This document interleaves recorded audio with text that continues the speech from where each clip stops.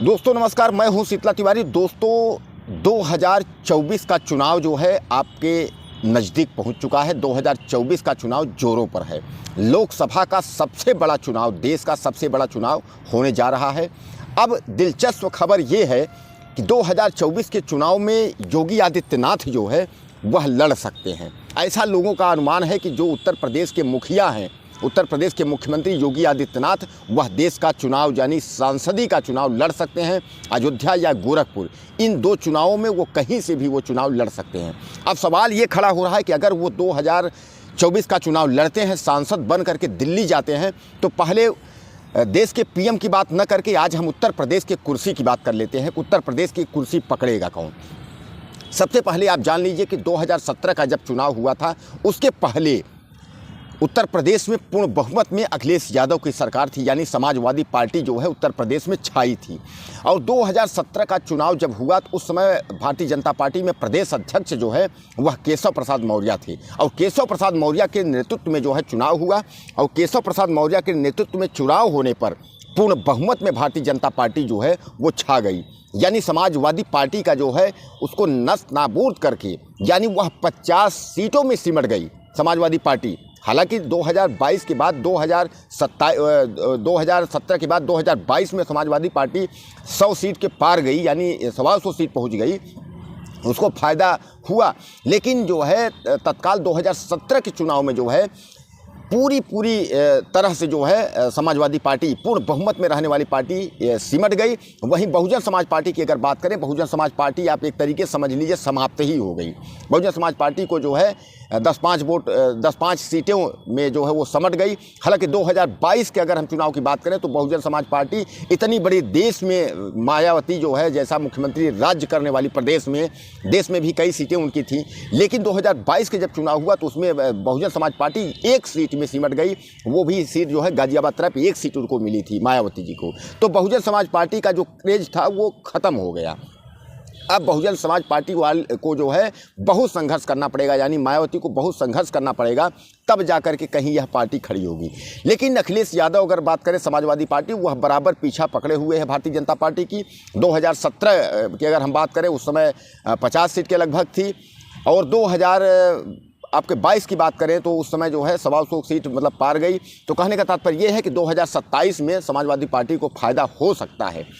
अब जिस बात पे हम जिक्र कर रहे हैं कि उत्तर प्रदेश का जो चुनाव है और देश के चुनाव में काफ़ी अंतर है, तो सीधे सीधे आप यहाँ समझ लीजिए कि उत्तर प्रदेश जितना बड़ा राज्य है तो देश का प्रधानमंत्री बनाने में इसका अहम योगदान होता है। और उत्तर प्रदेश का जो मुख्यमंत्री होता है वो देश का प्रधानमंत्री बनने की हैसियत रखता है। इसीलिए योगी आदित्यनाथ का जो है वो आज मांग चल रही है कि उत्तर प्रदेश कि मुख्यमंत्री योगी आदित्यनाथ को देश का प्रधानमंत्री बनाया जाए। हालांकि योगी आदित्यनाथ की कानून व्यवस्था की बात करें तो कानून व्यवस्था उनकी जो है ज़बरदस्त है उत्तर प्रदेश में। आप देख ही रहे हैं, तमाम बुलडोजर और तमाम क्लीन यूपी माफिया लोग सब छोड़ के भाग रहे हैं। जो नहीं भाग रहे हैं उनको पहुंचाया जा रहा है यमलोकपुरी। तो कहने का तात्पर्य ये है कि उत्तर प्रदेश की कानून व्यवस्था को देखते हुए लोगों की मांग है कि देश का प्रधानमंत्री जो है योगी आदित्यनाथ ही होने चाहिए। अब सवाल ये है कि देश का प्रधानमंत्री की बात छोड़ करके आप यहाँ आ जाइए कि उत्तर प्रदेश के चुनाव में, यानी अगर उत्तर प्रदेश से योगी आदित्यनाथ अगर चुनाव 2024 में लड़ जाते हैं किसी भी सीट से, गाजियाबाद मान लें, अयोध्या मान लें, या जहाँ भी से उनका मन होगा, योगी आदित्यनाथ कहीं से भी यहाँ से लड़ के अगर वो दिल्ली चले जाते हैं, तो अब दिल्ली की बात छोड़ करके उत्तर प्रदेश में आइए, आपके उत्तर प्रदेश का मुख्यमंत्री बनेगा कौन? तो सबसे पहले आप जान लीजिए कि केशव प्रसाद मौर्य और ब्रजेश पाठक, यह दो लोगों का नाम जो है वो उछल रहा है। और दोनों इस समय उत्तर प्रदेश में उप मुख्यमंत्री पद पे जो है डिप्टी सीएम मौजूदा में हैं। अब मौजूदा में इन दोनों को मुख्यमंत्री बनाया जाना है। 2017 में जब चुनाव, जैसा मैंने आपको बताया कि केशव प्रसाद के नेतृत्व में चुनाव हुआ, केशव प्रसाद जो है उनको वो सोचे थे कि हमको जो है मुख्यमंत्री पद मिलेगा, लेकिन उनको मुख्यमंत्री पद नहीं मिला। अचानक योगी आदित्यनाथ टपक पड़े और उनको जो है मुख्यमंत्री बना दिया गया, और केशव मौर्य को जो है डिप्टी सीएम बना दिया गया। लेकिन फिर केशव मौर्य 2022 में समझे कि हो सकता है 2022 में हमको मुख्यमंत्री पद मिले, लेकिन जब 2022 हुआ तो भी केशव मौर्य को मुख्यमंत्री पद नहीं मिला। दोबारा रिपीट हो गए योगी आदित्यनाथ, और दोबारा फिर रिपीट कर दिया गया केशव मौर्य को, उनको उप मुख्यमंत्री यानी डिप्टी सीएम फिर वो बन गए। उनके आंसू जो है वो पोंछ दिया गया डिप्टी सीएम बना करके।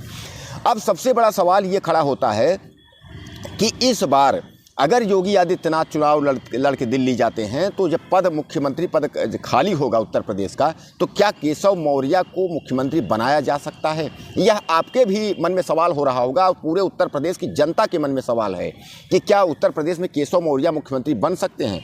तो सबसे पहले आप जान लीजिए कि जिस तरीके से केशव प्रसाद मौर्य ताल ठोक के मैदान में हैं, उसी तरीके से ब्रजेश पाठक भी ताल ठोक के मैदान में हैं। ब्रजेश पाठक भी, और खासकर चाणक्य की, जो बीजेपी के चाणक्य कहे जाने वाले अमित शाह हैं, अमित शाह के काफ़ी करीबी हैं। और आप जानते तो हैं कि भारतीय जनता पार्टी में वही होता है, हुई है वही जो अमित शाह रच राखा, यानी होगा वही जो अमित शाह जो है रच देंगे। तो अमित शाह तो यही चाहेंगे कि ब्रजेश पाठक ही बने मुख्यमंत्री उत्तर प्रदेश का, और उत्तर प्रदेश की जनता चाहेगी कि केशव प्रसाद मौर्य बने।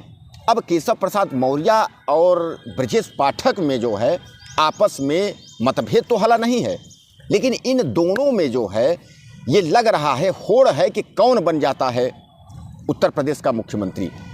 इसलिए कि आपको मैं बता दूं कि उत्तर प्रदेश मुख्यमंत्री के पद के लेकर के जो है बराबर नाराज़गी ब्रजेश पाठक के अलावा जो है इनकी चल रही है केशव प्रसाद मौर्य की। केशव प्रसाद मौर्य जो है उनके समर्थक, और वो भी नाराज़ हैं, जो उनको डिप्टी सीएम बार बार बनाया जा रहा है, उनको मुख्यमंत्री पद नहीं दिया जा रहा है। दोस्तों, क्या आपको ऐसा लगता है कि केशव प्रसाद मौर्य को जो है मुख्यमंत्री उत्तर प्रदेश बना दिया जाएगा? जब पूर्ण बहुमत में सरकार, केशव प्रसाद मौर्य प्रदेश अध्यक्ष, उनके नेतृत्व में सरकार पूर्ण बहुमत में भारतीय जनता पार्टी उत्तर प्रदेश में छा गई और उनको मौका नहीं दिया गया, तो क्या आपको ऐसा लगता है कि इनको मौका दे दिया जाएगा? जैसा कि अभी आपने देखा था मध्य प्रदेश, छत्तीसगढ़, राजस्थान, तीनों जगह जो मुख्यमंत्री जिनका जिक्र था मुख्यमंत्री पद को लेकर के, वहाँ मुख्यमंत्री नहीं बनाया गया। मध्य प्रदेश में शिवराज सिंह नाराज भी हो गए। शिवराज सिंह को ये लगा था कि हम ही को मुख्यमंत्री बनाया जाएगा, लेकिन वहाँ मोहन यादव मुख्यमंत्री बन गए, एक जगह शर्मा बन गए, एक जगह आदिवासी को मौका मिल गया। कहने का तात्पर्य भारतीय जनता पार्टी की जो नीति है, इस नीति के तहत अब यही लग रहा है कि उत्तर प्रदेश की स्थिति अगर इस तरीके डामाडोल होगी, योगी आदित्यनाथ अगर दिल्ली जाते हैं, तो हो सकता है कोई तीसरा टपक पड़े, न ब्रजेश पाठक को मौका मिले, न केशव प्रसाद मौर्य को मौका मिले, कोई तीसरा आकर के जो है वो बन करके बैठ जाए कि भैया मुख्यमंत्री मैं आ गया। उत्तर प्रदेश की ये स्थिति है। लेकिन अगर यही बात उत्तर प्रदेश से अगर दिल्ली आप चले जाएंगे, अगर योगी आदित्यनाथ जो है अगर दिल्ली पहुंच रहे हैं, तो क्या दिल्ली का प्रधानमंत्री योगी आदित्यनाथ बनेंगे? आपको ऐसा लगता है? कारण ये है कि अमित शाह ने जो उनको इनवाइट किया है कि चुनाव लड़ करके दिल्ली आइए, तो दिल्ली आकर के रक्षा मंत्री या गृह मंत्री बन जाइए, और गृह मंत्री के अलावा योगी को जो है पीएम पद की दावेदारी नहीं मिल पाएगी। कारण यह है, ये चाणक्य कभी नहीं चाहेंगे कि हम आडवाणी बन जाएं, मार्गदर्शक मंडल में चले जाएं, क्योंकि अमित शाह को यह पता है कि अगर जो नरेंद्र मोदी के नेतृत्व में, नरेंद्र मोदी के रहते हुए, क्योंकि वोट तो नरेंद्र मोदी के ही नाम पर मिलेगा, सीटों को कहीं सरकार गिरा देना, विधायक खरीद के बना लेने की बात कुछ अलग है, यह तकनीक अलग है, लेकिन जो जादू चल रहा है वो नरेंद्र मोदी का जादू है। तो नरेंद्र मोदी के जादू के नाम पर अगर अमित शाह प्रधानमंत्री नहीं बन पाए, तो अमित शाह प्रधानमंत्री कभी नहीं बन पाएंगे। उसके बाद उनको फिर मार्गदर्शक मंडल में ही जाना पड़ेगा, जैसे आडवाणी और डॉक्टर मुरली मनोहर जोशी मार्गदर्शक मंडल में है।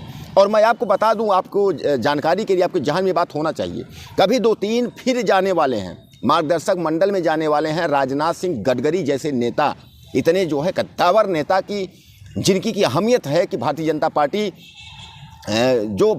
पार्टी जब सींच करके, जिसको भारतीय जनता पार्टी को सींच करके इतना बड़ा करने में अहम योगदान, आडवाणी को ही कोई पद नहीं बख्शा गया, उन्हीं को मंत्रिमंडल में डाल दिया गया, तो राजनाथ सिंह क्या हैं? राजनाथ सिंह तो उनसे नीचे हैं। तो कहने का तात्पर्य ये है कि कई नेता जो है वो मार्गदर्शक मंडल में जाने वाले हैं, और कई नेता ऐसे हैं जो विलुप्त होने वाले हैं।